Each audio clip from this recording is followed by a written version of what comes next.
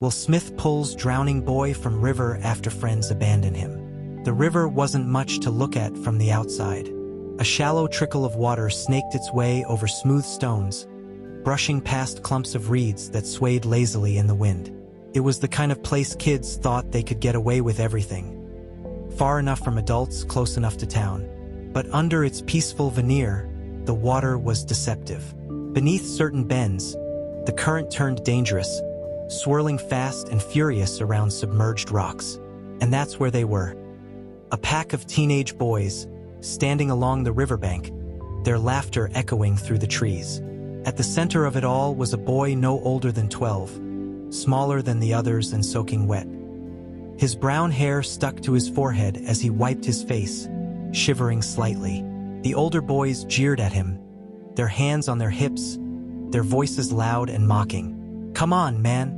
You were supposed to swim across, not dog paddle." One of them shouted, his sneakers half submerged in the mud. Another boy snorted, "Yeah, you're pathetic. Even I could have made it, and I haven't swam in years." The smaller boy, who we'll call Alex, tried to laugh it off, but his voice cracked. I slipped. The current's strong." One of the older boys crouched down, pretending to peer at the water. "Oh, what's that? Strong current? You mean the one my grandma could walk through?" He turned back to the group, a grin stretching across his face. The kids, scared of a little river, laughter erupted. Alex's cheeks flushed red, though he didn't say anything. He looked down at the water again, his eyes darting nervously across the surface. The current wasn't visible from here, but he felt it before, how it grabbed at his legs when he tried to cross earlier. How it pulled him under even for just a second. "Do it again," someone yelled, pushing him forward. Alex stumbled, his shoes slipping in the mud. He turned back, his voice tight. "I already tried, guys. I don't think it's safe." "Oh, it's safe if you're not a coward," said the boy who'd pushed him. "What's the matter? You too much of a baby? Gonna run home to mommy?" The jeers grew louder, the boys feeding off each other's taunts. It was like watching wolves circle prey, one boy after another shouting insults, prodding at Alex's pride. His fists clenched at his sides, his breathing growing shallow. Every time he opened his mouth to argue, they shouted him down. His heart pounded, shame and anger swelling in his chest. "Fine," Alex muttered, his voice barely audible. "I'll do it." The pack quieted for a second, as if surprised that he'd given in. Then one of the boys let out a cheer. "That's more like it. Go on, champ. Let's see it." Alex stepped closer to the water, the muddy bank squelching under his shoes. He ignored the pounding in his ears, ignored the way the wind cut through his wet clothes. All he could hear now was the boys behind him, their voices daring him on, daring him not to be weak. He waded in slowly, his legs trembling as the cold water reached his knees, then his thighs. The river felt stronger than before, its current pressing against him like unseen hands. He took a shaky breath, trying to steady himself. "You just have to make it across," he told himself silently. "You can do this." But halfway into the river, Alex knew he'd made a mistake. The bottom dropped out beneath his feet, and suddenly the water was up to his chest. He froze, the current tugging at him, his legs searching desperately for the riverbed. A surge of panic shot through him. The water pushed harder, swirling faster. Before he could react, his feet slipped, and the river pulled him under. "Alex," one of the boys called, though his voice carried more confusion than concern. But Alex was gone. For a long, breathless moment, the group stood frozen on the riverbank. They stared at the spot where Alex had been, the water rippling innocently, as if nothing had happened. Then one of the boys muttered, "Wait, where is he?" Panic spread like wildfire. "Is he messing with us?" someone asked. "He's gotta be messing with us." "Alex!" The first boy stepped forward, his sneakers sinking deeper into the mud. "Alex, come on. Quit screwing around." But there was no reply. The water had swallowed him whole, and the laughter was gone. The group looked at each other, their faces pale, their eyes wide with the sudden, terrible realization that this wasn't a game anymore. Someone should go in, one of them stammered, though he didn't move. Another boy shook his head violently. Are you kidding? The current's too strong. We'll get pulled in too. But we can't just leave him. We'll get help. It was a scramble after that. Some boys ran, slipping and stumbling up the riverbank. Others just stood there, frozen in fear. None of them dared to jump in, and none of them noticed the tall figure who had appeared at the edge of the clearing. Will Smith. He hadn't been there long, just out for a walk, looking for a quiet spot to clear his head, when he'd heard the commotion, the shouting, the splashes. Now he stood perfectly still, taking in the scene. The boys panicked and shouting, the river deceptively calm, and somewhere below the surface, a child who wasn't coming back up. There was no hesitation. Will kicked off his shoes and strode toward the water. His movements were quick but deliberate, his face set like stone. One of the boys noticed him and shouted, "Hey, what are you doing?" Will didn't answer. He stepped into the river, the cold water biting at his legs, and pushed forward. Will Smith pushed deeper into the water, the cold wrapping around him like a vice as the current grew stronger. He could hear the boys shouting from the riverbank behind him. Panicked, confused, and still too frozen to act. Their words tumbled over each other, useless noise now. His focus was locked on one thing, the boy who'd gone under. The river's pull became relentless, tugging at his legs as he waded further. It didn't matter. Will leaned into it, his arms slicing through the water like a swimmer in a race. His breath was controlled, his mind clear. Years of training, discipline on the screen, discipline in life kicked in. He had no time for second-guessing. The boys on the bank began to fall silent, one by one. They watched him, wide-eyed, as though unsure what they were witnessing. Is that? Wait, that's Will Smith, one of them whispered, but the others barely registered it. They were transfixed, frozen like deer, as the man plowed through the river with single-minded determination. Will reached the deeper part of the river. It was darker here, the water swirling in frantic little whirlpools. He braced himself against the current, the surface slapping against his chest. Where are you, kid? He thought. He glanced around quickly, looking for any sign of movement, bubbles, anything, but there was nothing. The water stretched out flat and unforgiving, its secrets hidden below. For a split second, his chest tightened. What if I'm too late? The thought was sharp, piercing through his focus like a knife, but he shoved it aside. No, he muttered aloud, his voice lost in the wind. He's here. I'll find him. Will sucked in a deep breath and dove under. Everything changed. The surface world disappeared, replaced by muffled silence and a murky haze. Will squinted, his arms pulling him through the icy water. The current was stronger here, jerking him sideways as though trying to push him back. He fought it, his lungs beginning to strain. Then a glimpse of movement. A shadow, small and limp, tumbled slowly in the current just a few feet away. Will's pulse surged. He kicked harder, lunging forward, and grabbed the boy's wrist. His fingers clamped around it like a vice. Alex's body was eerily still. His arms floated at his sides, his head lolled slightly, his face pale. Will pulled him close, wrapping his arm tightly around the boy's chest. "I've got you, kid," he muttered, his voice a low growl underwater. He kicked upward, his legs burning as he pushed against the pull of the current. Seconds stretched into an eternity. His lungs screamed, the cold biting at his skin, but Will didn't stop. One kick, two. He could feel himself rising, feel the pressure lightening as they neared the surface. Finally, they broke through. Will gasped in a deep breath of air, the sound loud and ragged. He hoisted Alex's head above the water, cradling the boy's face carefully.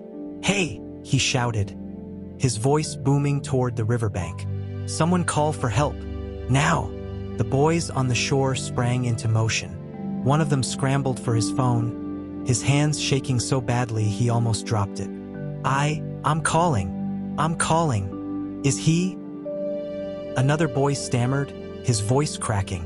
Will didn't wait for their questions. He started pulling Alex toward the shore, his strokes powerful and steady. The boy was heavier than he looked, the water dragging at them both, but Will didn't falter. "Stay with me, kid," he muttered under his breath. "You're gonna be fine. You hear me? You're gonna be fine." From the shore, the boys watched in stunned silence. They weren't shouting anymore. They weren't laughing. For the first time all afternoon, they were absolutely still. One of them, a lanky kid with a nervous twitch in his hands, whispered, "What if he doesn't make it?" Another boy, the loudest one from before, shot him a glare. "Shut up, man. Just shut up." Will heard them, but he didn't acknowledge it. He was too focused on Alex, on the boy's pale face and his chest, which hadn't moved yet. Come on, Will urged softly, his voice laced with an edge of desperation. His feet finally hit the riverbed, and he stood, pulling Alex's limp body with him. As they reached the shallows, the water lapped at Will's knees. He carried Alex the rest of the way to the muddy bank, carefully laying him down on his back. "Kid, you've got this," Will said, crouching next to him. He tilted Alex's head back and placed 2 fingers gently under his jawline, checking for a pulse. Nothing. Will's jaw tightened, and he exhaled sharply through his nose. He knew what to do. Years ago, before fame and fortune, he'd been a teenager working part-time at a summer camp, trained in CPR just in case. That training had stayed with him like muscle memory burned into his brain. "Hey, what's he doing?" one of the boys whispered, his voice trembling. Will ignored them. He placed one hand over the other and pressed the heel of his palms against Alex's chest. He began compressions, counting under his breath. 1, 2, 3. The boys crowded closer, their earlier bravado completely gone. Their faces were pale now, their eyes wide and fearful. They watched as Will worked, sweat dripping down his forehead, his focus unshakable. "Come on, kid," Will said again, his voice low but urgent. "You're not quitting on me." A sharp cough broke the silence. Alex's body jerked slightly, water spilling from his mouth as he sucked in a ragged, wheezing breath. His eyes fluttered open, dazed and unfocused, but he was breathing. Will let out a deep exhale, relief flooding through him like a wave. "There you go," he said softly, brushing a hand over Alex's forehead. "You're okay now." The boys on the riverbank let out a collective gasp. One of them whispered, "Holy, he's alive." Will glanced up, his gaze sweeping across the group. Their expressions were a mix of awe, guilt, and sheer disbelief. No one dared to speak again. Will stood slowly, his broad frame casting a long shadow over the group. "What happened here?" Will asked, his voice quiet but firm. The boys looked at each other, shifting nervously. No one answered. Will's gaze narrowed, and for a long moment, the only sound was the river, still swirling behind them. Will stood over the group of boys, his broad frame looming larger than life against the riverbank. His gaze was sharp, unforgiving, as he swept it across the guilty faces staring back at him. Not a single one of them could hold his eyes for longer than a second. "What happened here?" he repeated, his voice calm but with a weight that made every syllable land like a brick. The boys shifted uneasily, water dripping from their sneakers onto the mud. No one answered. The silence grew unbearable, punctuated only by Alex's weak, wheezing breaths. Will glanced back at the boy who was still lying on his side, recovering. His eyes were open now, glassy and dazed, but alive. "Help me get him comfortable," Will said. He motioned to one of the older boys, a tall kid with sandy hair, who had been the loudest earlier. The kid flinched as though he'd been struck. What's your name?" Drew," the boy stammered, swallowing hard. "Drew, grab his backpack and put it under his head. Move." Drew hesitated, looking at his friends as if asking for permission. Will's eyes darkened. "I said move." The authority in Will's voice spurred him into action. Drew scrambled to grab the muddy backpack lying nearby and hurried back to Alex. With shaking hands, he propped the bag carefully under the younger boy's head, avoiding Will's gaze the entire time. Will turned back to the group. How long has he been in the water? No one answered. Will's patience was wearing thin. I don't have all day, fellas. That kid nearly drowned. Did you just stand here and watch it happen? A scrawny boy with freckles blurted out. We didn't think he'd actually go under.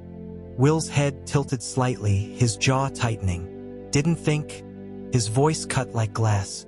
What does that mean? The boys shifted again, glancing at each other, hoping someone else would explain.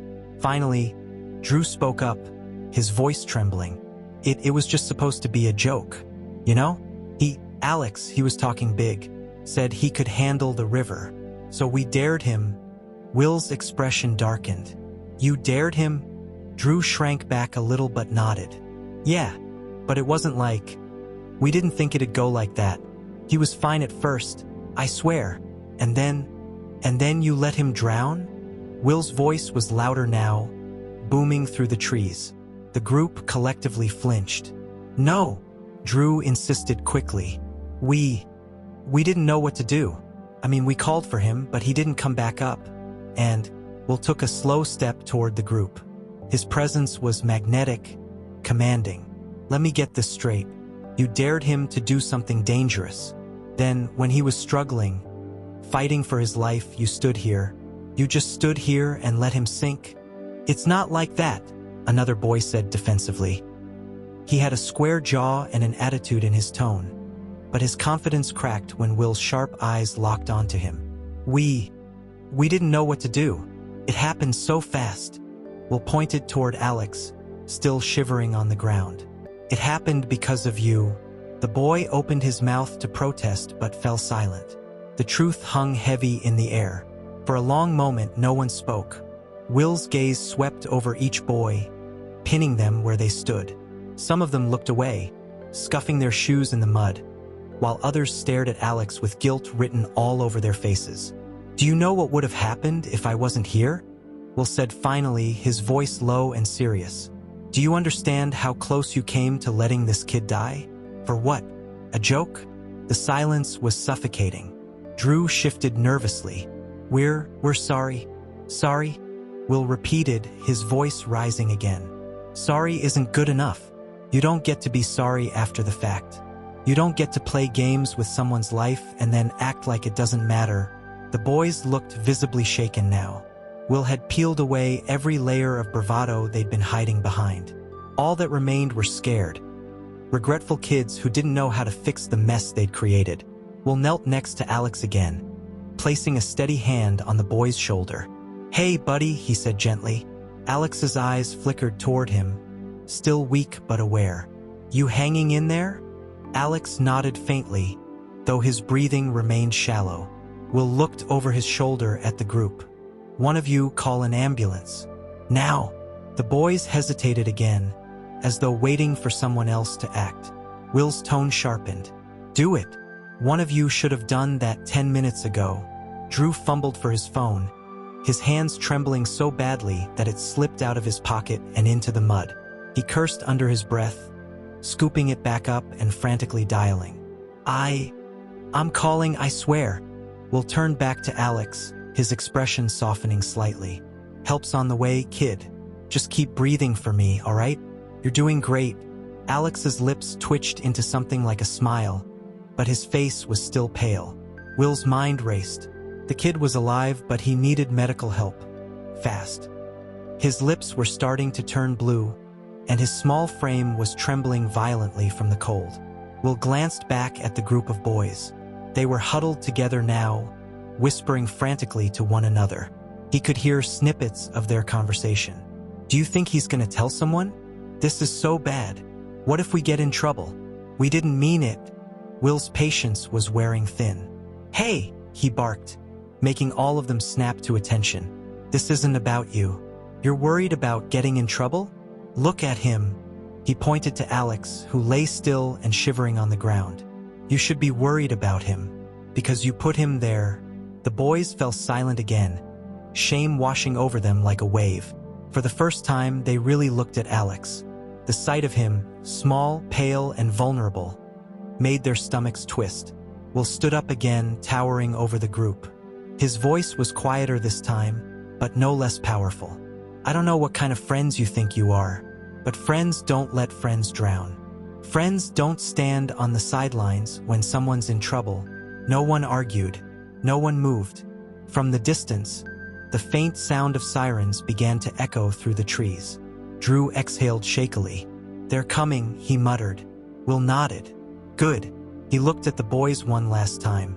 "I hope you remember this. I hope you never let this happen again." The boys nodded slowly, their faces pale and ashamed.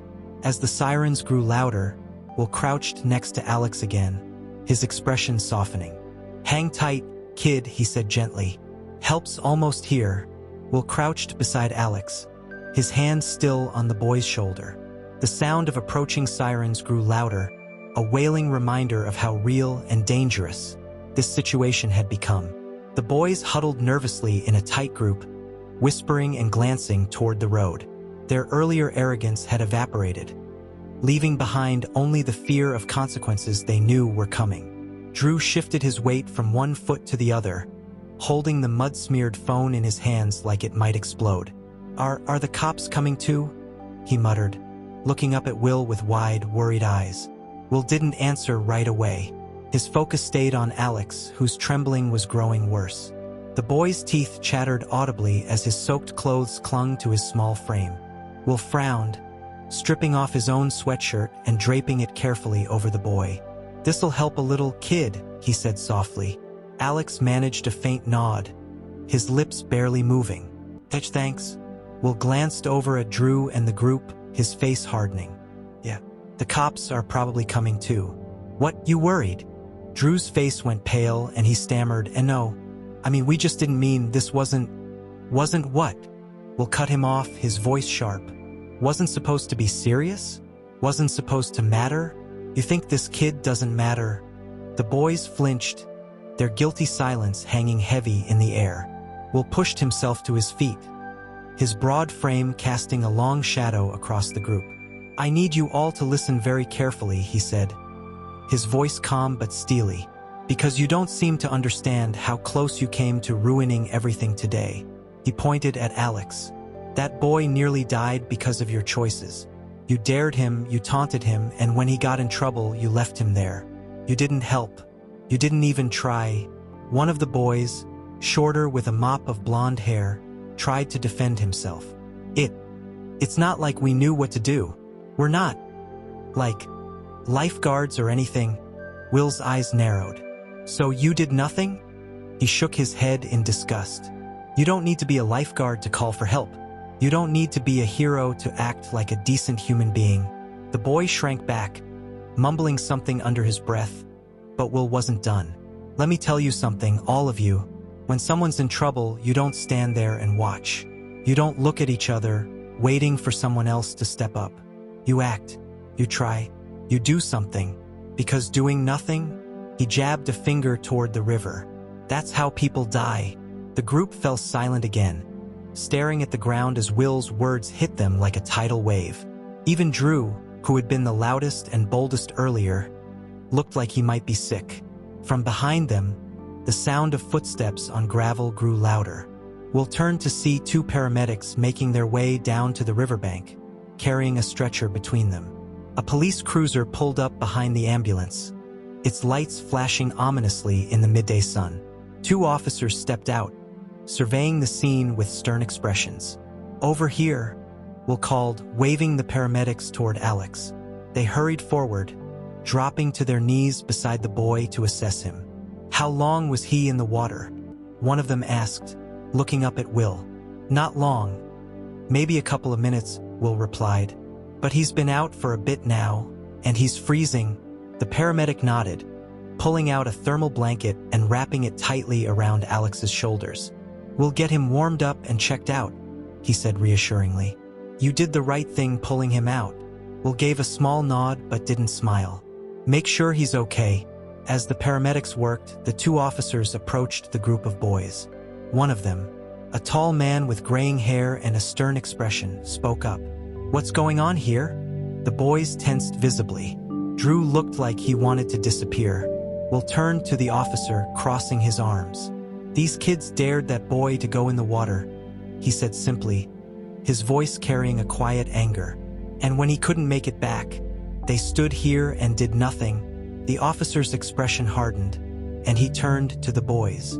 "Is that true?" The group shifted nervously, avoiding his gaze. Drew tried to speak, his voice shaking. It was just a game. We didn't mean for it to." "A game?" The officer's voice rose sharply. "You call this a game?" He jabbed a finger toward the paramedics, who were now carefully lifting Alex onto the stretcher. The boy looked small and fragile beneath the thermal blanket. "You think it's fun to watch someone almost drown?" Drew swallowed hard, his eyes glistening. "We're sorry." "Sorry isn't enough," the officer snapped. "You think this doesn't have consequences?"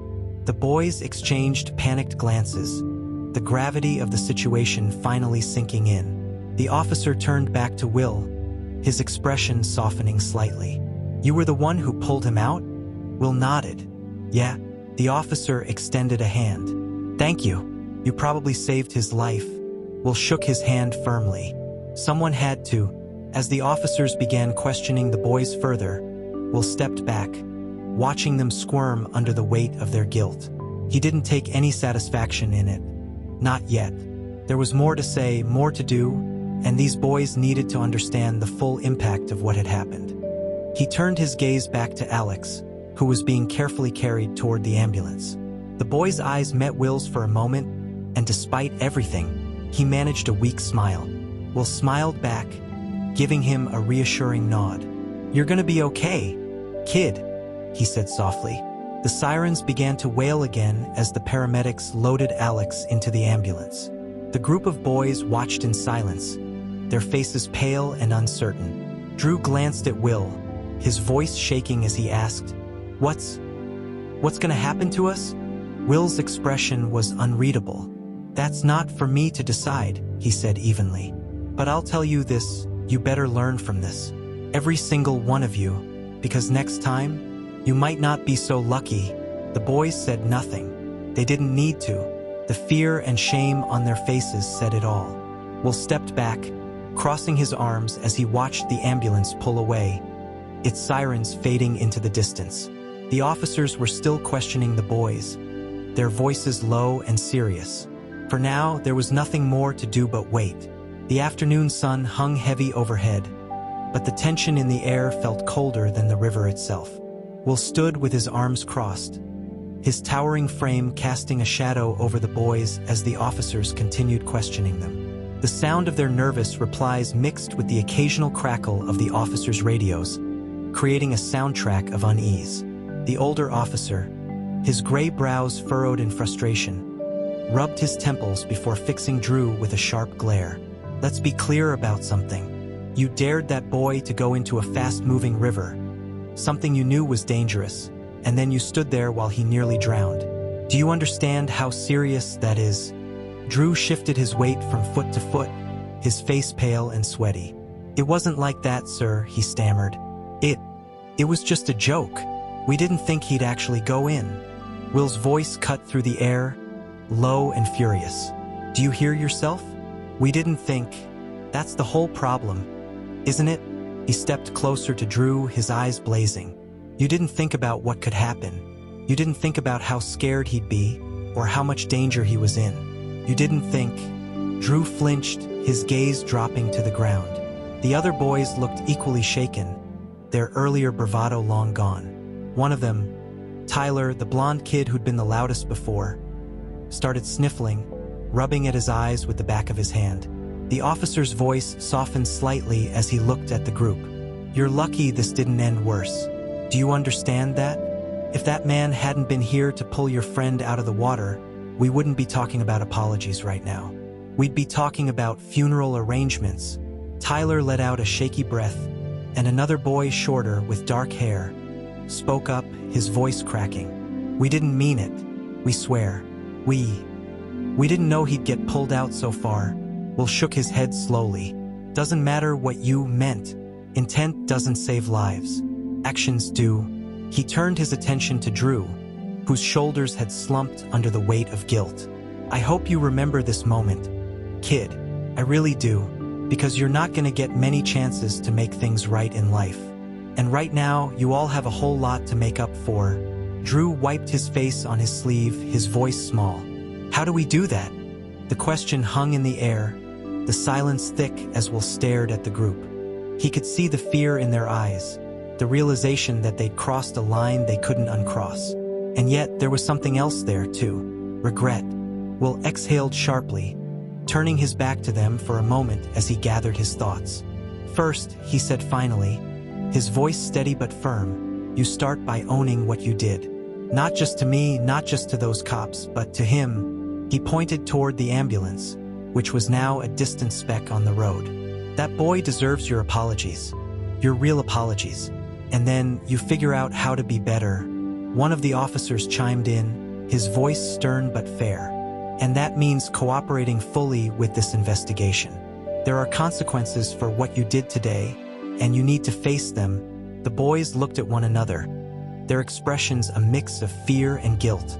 It was clear they hadn't considered the full scope of what would happen next. Drew, his voice barely audible, whispered, "Are we gonna get arrested?" The officer raised an eyebrow. "We'll see. That's not up to me. But there's gonna be a lot of explaining to do. To your parents, for starters." At the mention of parents, the boys stiffened again. Will watched them closely, his face unreadable. "Good," he said quietly. "Maybe next time, you'll think twice before putting someone's life on the line for a stupid dare." Tyler, still sniffling, looked up at Will with red-rimmed eyes. "You're right," he said softly. "We messed up." Will stared at him for a long moment, his expression softening slightly. "Yeah, you did," he said. "But admitting it is step one. Don't stop there." The officers started to lead the group toward the police car, talking quietly to them as they walked. Will stood back, watching as the boys trudged away. The weight of the day hung heavy in the air, but something about their bowed heads told him that the lesson might just stick. Still, it wasn't enough. Not yet. Will turned to the older officer, who was writing notes in a small notebook. "Hey," Will said, "you mind if I swing by wherever they're holding the kid? Just want to check on him." The officer glanced up, nodding. "Shouldn't be a problem. They'll probably take him to the local hospital for observation, just to make sure he's okay." "Thanks," Will said, shoving his hands into his pockets. "He's tougher than he looks, but I want to be sure." The officer gave him a long look, then held out a hand. "You did a good thing today. A lot of people wouldn't have stepped in the way you did." Will shook his hand firmly. Somebody had to. As the officer walked away, Will turned back to the river. The water sparkled in the sunlight, deceptively calm now, as though it hadn't nearly claimed a life just an hour ago. He exhaled slowly, the adrenaline finally beginning to wear off. The sound of footsteps behind him made him turn. Drew stood there, looking small and uncertain, his face pale. "Hey," the boy said awkwardly, shifting his weight. I just wanted to say thanks for saving him. I don't know what would have happened if you weren't here." Will studied him for a moment, his expression unreadable. "Don't thank me," he said finally. "Thank him when you see him. And make sure you're never the reason someone else needs saving again." Drew nodded quickly, his gaze dropping to the ground. "I will. Promise." Will didn't say anything else. He just watched as Drew turned and walked back toward the police car, where the others were waiting. For the first time, the kid looked less like a bully and more like a boy who'd learned a hard lesson. Will glanced back at the river one last time, the events of the day replaying in his mind. There was still more to be done, more to be said, but for now all he could do was wait, and he would. Will leaned against the hood of his car, his broad frame relaxed yet commanding, as though he were both watching and waiting. The river behind him churned quietly, an innocent mask over the near tragedy it had almost swallowed. But the Real storm gathered nearby, around the small crowd of boys huddled at the far end of the road and the officers speaking into their radios. The scene had grown heavier. The ambulance had long since left, taking the nearly drowned boy to the hospital. But its absence only seemed to deepen the guilt hovering over the group. Drew and the others sat on the curb, their shoulders hunched as though the weight of their actions pressed them into the pavement. Will watched silently, taking it all in. He hadn't spoken much since Drew had come back to thank him, but his mind worked furiously. There was more to this story, and he could feel it. He pushed off the hood and began walking back toward the boys. The soft crunch of gravel under his shoes made their heads snap up, and for a split second, it was as though time froze. Drew was the first to speak, though his voice lacked its earlier defiance. Mr. Smith, we already told the officers everything. What else do you want from us? Will stopped in front of the group, his hands in his pockets. His gaze swept over them. Kids who thought they were untouchable an hour ago now looked small and unsure. You think you've told everything? Will's voice was calm, but it carried an edge that made the air tense again. Because I don't think you have. Not yet. Tyler wiped at his face nervously, his voice shaking. What do you mean? We already said it was a stupid dare. We didn't. We'll cut him off with a look. Let's get something straight. That boy almost died. You understand me? He wasn't just in trouble. He wasn't just scared. He was on the edge of being gone forever, and it wasn't some accident. You made this happen. The words hit hard. Drew looked away, his jaw clenching. One of the other boys muttered, "We didn't mean to, though." "We? Doesn't matter what you meant," Will snapped, his voice rising enough to make the boys flinch. Actions have consequences, and your actions almost took a life. A dare? Really? He paused, his expression incredulous. Is that all it takes to get you to risk someone's life? Somebody tells you to jump, and you jump? Somebody tells you to push your friend into a river, and you do it? Drew's eyes shot up to meet Will's. We didn't push him, he blurted out. He went in on his own. And why did he do that? Will shot back, taking a step closer. Because he thought he had to prove something to you, didn't he? Because he thought you'd call him weak or stupid, or whatever else you kids throw around when you're too scared to admit you're wrong. The silence that followed was suffocating. For the first time, it seemed as though the boys truly understood the scope of what had happened. Will's words rang in their ears, cutting through whatever excuses or denials they had left. A nearby voice broke the silence. One of the younger officers approached, his face set in a hard frown. Mr. Smith, he said, nodding toward the boys. We've spoken to their parents. They're on their way. But there's something else you should know. Will turned to face him, his brow furrowing. What is it? The officer glanced at Drew, his expression heavy with disapproval. The boy who went into the water? This wasn't the first time they pulled something like this. There was another incident last week. Different kid. Same story. Dare him to do something dangerous. Watch him squirm. Then act like it's all a joke. Will's jaw tightened. And nobody stopped it? We didn't know about it until now, the officer admitted. That kid didn't tell anyone, and neither did his parents. Looks like he was too embarrassed. Will turned back to Drew, his eyes narrowing. So this is a habit for you? His voice was dangerously low now, a calm before the storm. Drew's face paled, and he started shaking his head quickly. No, it's not like that. We just... Save it. Will's voice cut him off like a blade. He pointed at Drew and then at the other boys, his finger jabbing the air with finality. You don't get to hide behind, it's not like that. You want to know what this is? It's bullying. It's cowardice. There's a whole lot of talk and not a whole lot of thinking. The boys stared at him, wide-eyed and silent. And you, Will continued, his voice steady, are about to learn what happens when you mess with people who don't deserve it. The boys shifted nervously, their eyes darting to the officers standing nearby. Will's words echoed in their heads, leaving no room for excuses or backpedaling. It was clear now that there was no walking away from this unscathed. Officer, Will said finally, turning back to the man beside him. Make sure those parents know exactly what's been going on here. Every detail. They need to hear it straight. The officer nodded. Don't worry. They will. Will took a step back, his gaze sweeping over the boys one last time. Here's the thing about second chances, he said, his voice softer now but no less firm. You only get one if you're willing to earn it.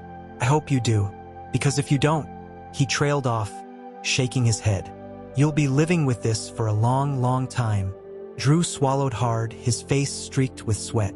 Tyler looked like he might cry. None of them said a word. The officers began leading the boys back toward the road, where their parents were already arriving in cars, their faces a mix of confusion and fury. Will stood watching them go, his jaw tight and his fists clenched at his sides. He wasn't done, not yet. But for now, the boys knew exactly where they stood. The river whispered softly behind him, its surface calm once more.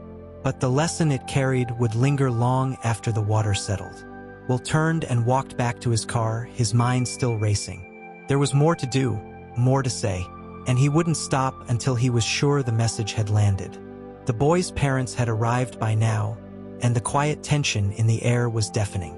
It wasn't long before raised voices echoed across the dirt path leading back to the riverbank. Drew's father, a tall, stocky man with salt and pepper hair, stormed up to the group of officers, his face flushed with anger. "What the hell happened here?" His voice boomed, startling even Drew. "Why am I hearing my son nearly killed someone?" Will remained nearby, silent but observant, as the chaotic whirlwind of emotions unfolded. Parents pulled their kids aside, voices oscillating between anger, confusion, and desperation for answers. Drew stood awkwardly, shoulders slouched as his father grilled him. "You told me it was just a game. A game. Do you realize how serious this is, Drew? I didn't mean for it to happen like that." Drew's voice cracked as he tried to justify himself, but his words fell flat against the overwhelming gravity of the situation. "It was supposed to be funny." "Funny?" His father's face twisted in disbelief. "There's nothing funny about nearly drowning someone." The scene continued to unravel, a messy clash of accountability and denial. Will's presence remained quiet but powerful, his expression fixed in something between disappointment and resolve. He didn't need to intervene anymore. The truth had unraveled all on its own. But then Drew's mother arrived. Unlike her husband, she moved with quiet purpose, her eyes soft but knowing as she approached the boy. "Is this true, Drew?" she asked gently, though there was no mistaking the hurt in her voice. "Were you part of this?" Drew hesitated, his eyes darting toward Will, as though hoping for some escape. But Will didn't bail him out this time. He only met Drew's gaze and nodded subtly, silently encouraging him to speak. The boy took a shaky breath. "Yeah, I was," he admitted, his voice small and trembling. "I didn't push him in, but we made him do it. And we laughed at him when he couldn't get out." For a long moment, no one spoke. Drew's mother exhaled sharply, her disappointment clear, though her hand reached up to rest gently on his shoulder. "At least you told the truth," she said quietly. "But that doesn't make it right, Drew. You have to fix this." The other parents had quieted now, their attention drawn to the confessions, the raw emotions spilling out like water finally breaching a dam. It was a moment of reckoning not just for the kids, but for their families. Will stood at the edge of the scene, watching as parents grappled with their kids' actions, the reality of what had unfolded settling in. Suddenly, Drew turned toward Will, his expression hesitant. "I'm sorry, Mr. Smith." The words came out haltingly, as though they were heavy in his throat. "I didn't mean for it to go that far. I didn't think." Will studied the boy for a moment before finally nodding. "Not thinking's a dangerous thing," he replied, his voice steady. "It's good that you're starting to realize that. But saying sorry's just step one. What are you going to do about it now?" Drew's brow furrowed, and he looked uncertain. "Do about it?" Will crossed his arms, his tone firm but encouraging. "Yeah. You think sorry makes it all go away? The kid you dared could have died. I bet he's sitting in a hospital bed right now, scared out of his mind. You want to make this right? You go to him, you face him, and you tell him to his face that you were wrong." Drew swallowed hard, his guilt evident in his eyes. He glanced at his parents for guidance, but his mother only nodded in agreement. "Will's right," she said softly. "That boy deserves to hear it from you." The other boys shuffled uncomfortably, their parents turning to them with similar expectations. One by one, heads nodded in silent agreement. Will turned his attention to the parents. his voice carrying enough weight to hold the group's focus. "None of these kids are bad," he said. "Not yet, anyway. But you let something like this slide and it changes who they are. It changes how they treat people, how they look at the world. You want to raise good men? Start here. Teach them this is what accountability looks like." A ripple of agreement passed through the group, parents murmuring quietly to their kids, promising consequences but also encouraging responsibility. Will didn't linger for long after that. He watched as Drew's father put an arm around the boy's shoulders, speaking to him quietly but firmly, while another mother walked her son toward their car, her voice soft but serious. It wasn't perfect. Some parents still looked defensive, like they didn't quite want to accept that their children could do something so cruel. But the seed had been planted, and Will could see the shift beginning to take root. As Will turned to leave, Drew hesitated before calling out, "Mr. Smith?" Will paused, looking back over his shoulder. Drew's voice cracked slightly, but his words were sincere. "Thanks for pulling him out of the water. I don't think he would have made it without you." Will's expression softened, and he nodded. "You remember that feeling, kid? Remember what it felt like to see someone you hurt in trouble. Use that to do better next time." With that, Will walked back toward his car, the chaos behind him beginning to quiet. The boys had learned their lesson, or at least they were starting to. The path forward wouldn't be easy for any of them, but sometimes the hardest lessons were the ones that stuck the longest. As he climbed into the driver's seat, Will took one last glance at the river. It was still and quiet now, its surface reflecting the trees above like nothing had ever happened. But Will knew better. Life had a way of changing in an instant, and if today had proven anything, it was that there was always a chance to do better if you were brave enough to take it. With that, he started the engine and pulled away, leaving behind a group of kids who'd never look at the river the same way again. At the hospital, things were quieter. The boy Will had saved was tucked into a bed, the scratches on his arms already starting to heal, though his face still bore the tired look of someone who had seen too much too soon. His parents sat at his side, the mother holding his hand, tears of relief still streaking her cheeks. Drew stood at the door, fidgeting, as though the weight of his guilt physically held him back. Will nudged him gently forward, his voice soft. "It's time, kid." The boy looked back at him with hesitation, but Will didn't let him falter. "Go on. You're stronger than you think." Drew took a deep breath and stepped inside. "I'm sorry," he said, his voice small but steady. "I was wrong. I shouldn't have dared you. I shouldn't have laughed. I don't know why I did it, but I'm sorry." The boy in the bed looked at him for a long moment before finally nodding. "Thanks," he said quietly. It wasn't forgiveness, not yet, but it was enough for now. Will watched from the door, arms crossed, a quiet pride settling over him. Kids weren't perfect, but they could change. Maybe this day would be the lesson that stuck, the one that made them think twice the next time they had the chance to do something cruel. Now, here's where we turn to you, the viewers. Sometimes, life throws us into situations we don't expect. You might not be the one standing at the edge of a river, pulling someone to safety, but maybe you've been on the sidelines watching something you know isn't right. Maybe you've been the one laughing when you should have spoken up. Or maybe you've been the person struggling, wondering why no one came to help. The truth is, moments like this happen more often than we realize. They might not be as dramatic as a boy nearly drowning, but they matter just the same. A cruel comment, a moment of silence when someone needed a friend, a chance to step in and stop something wrong, even if it's uncomfortable. What Will Smith did in this story wasn't just about saving one life. It was about showing the power of stepping up, of doing the right thing even when it's hard.